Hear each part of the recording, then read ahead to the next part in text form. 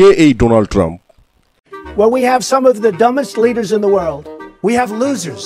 We have losers. They're losers. They're just losers. We have very stupid people. We have stupid leadership. How stupid are our leaders? How stupid are these politicians to allow this to happen? How stupid are... একজন প্রখ্যাত ব্যবসায়ী, television তারকা এবং মার্কিন রাজনীতির এক অদম্য প্রতিভা Donald Trump. তিনি তার সময়ে যেমন বিতর্কিত ছিলেন, তেমনি জনগণের সমর্থন লাভ করেও সফল হয়েছেন। তার জীবন যেন এক নাটকীয় কাহিনী, যা বিশ্বের রাজনীতি এবং বাণিজ্যিক জগতে বিশেষ প্রভাব ফেলেছে।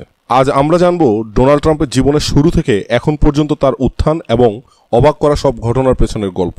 ডোনাল্ড জন ট্রাম্পের জন্ম 1946 সালের 14 জুন নিউ ইয়র্কের কুইন্সে। বাবা ফ্রেড ট্রাম্প ছিলেন একজন সফল রিয়েল এস্টেট ব্যবসায়ী এবং মা মেরি ম্যাকলিওড স্কটল্যান্ড থেকে যুক্তরাষ্ট্রে আসেন।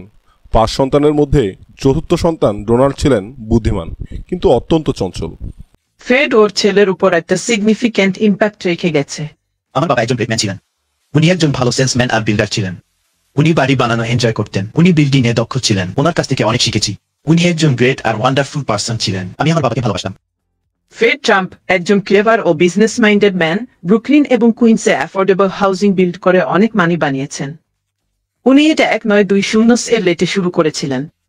ফ্যামিলি 23 রুমের একটা বাড়িতে থাকতো। ওদের একজন ড্রাইভার আর হাউস সার্ভান্ট ছিল। প্রতি সকালে বাচ্চাদের ড্রাইভার প্রাইভেট স্কুলে জব করত। সব চিলড্রেনদের শ্রেষ্ঠ হওয়ার জন্য বট করা হয়েছিল, কিন্তু বিশেষ করে ডোনাল্ড ওর ফাদারের এক্সাম্পল ফলো করেছিল। শিশুকালে ডোনাল্ড কিছুটা দুরন্ত প্রকৃতি ছিলেন। শৃঙ্খলাভঙ্গ এবং শিক্ষক ও সহপাঠীদের সঙ্গে উত্তেজিত আচরণ করায় মাত্র 13 বছর বয়সে তাকে সামরিক একাডেমি নিউ ইয়র্ক মিলিটারি একাডেমিতে ভর্তি করা হয়। এখানে থাকার সময়ে শৃঙ্খলা শিক্ষা পান এবং ভবিষ্যতের নেতৃত্ব গুণ বিকাশের ভিত্তি গড়ে ওঠে।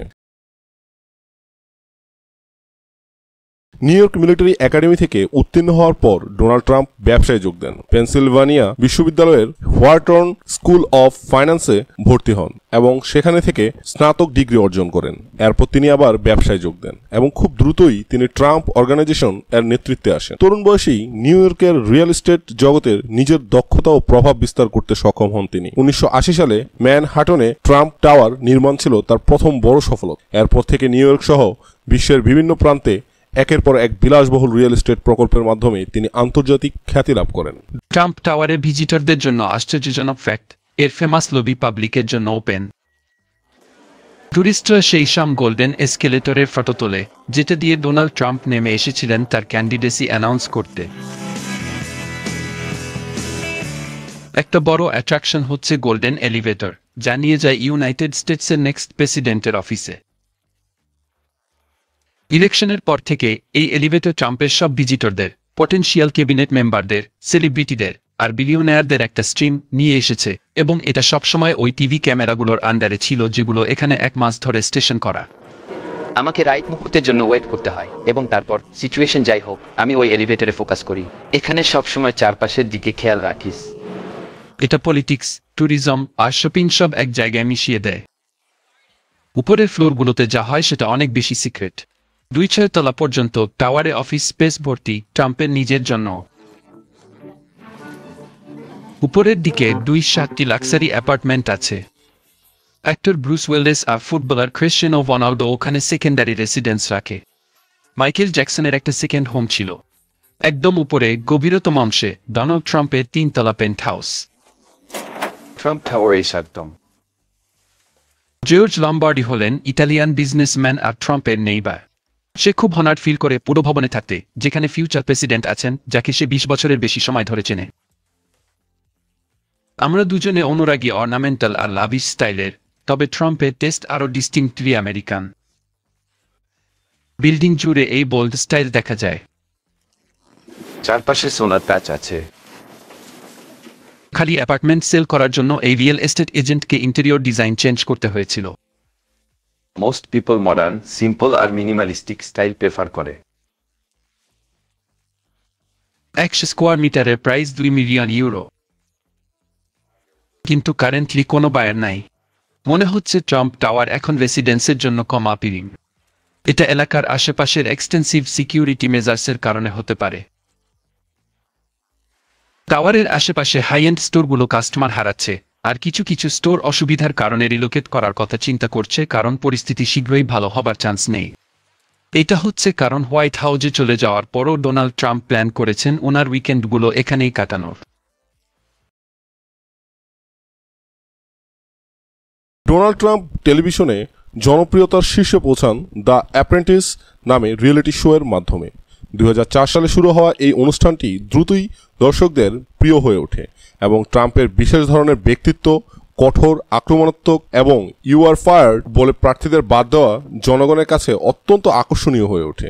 টেলিভিশনের মাধ্যমে তিনি প্রতিটি ঘরে পরিচিত হন এবং রাজনীতিতে আসার জন্য এক শক্তিশালী পরিচয় গড়ে তোলেন। 2015 সালে ডোনাল্ড ট্রাম্প রিপাবলিকান প্রার্থী হিসেবে যুক্তরাষ্ট্রের প্রেসিডেন্ট নির্বাচনে অংশগ্রহণের ঘোষণা দেন।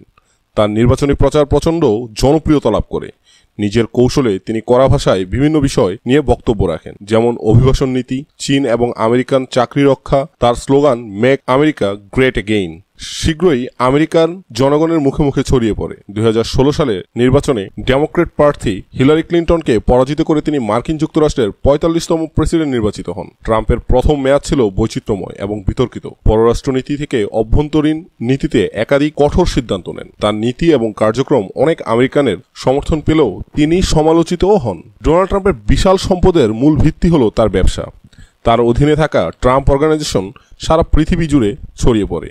New York, Florida, Scotland, Ireland সহ বিভিন্ন দেশে ট্রাম্প টাওয়ার, গল্ফ রিসোর্ট এবং হোটেল নির্মাণ করা হয়। ফোর্বস ম্যাগাজিনের মতে তার সম্পদের পরিমাণ $1 বিলিয়ন উপরে। ট্রাম্পের ব্যক্তিজীবনও ছিল আলোচনার বিষয়। তার সাহসিকতা, কথার খোলামেলা ধরন এবং নিজের জীবনধারা তাকে সবসময় গণমাধ্যমে আলোচনায় রাখে। দ্য অ্যাপ্রেন্টিস অনুষ্ঠানে কাজ করার সময় তিনি নতুন প্রজন্মের কাছে জনপ্রিয়তা পান। এমনকি বহুবার ট্রাম্পের বিরুদ্ধে মামলা ও অভিযোগ দায়ের হলেও তার জনপ্রিয়তা কোনো কমতি আসেনি। ডোনাল্ড ট্রাম্প 3 বার বিয়ে করেছেন।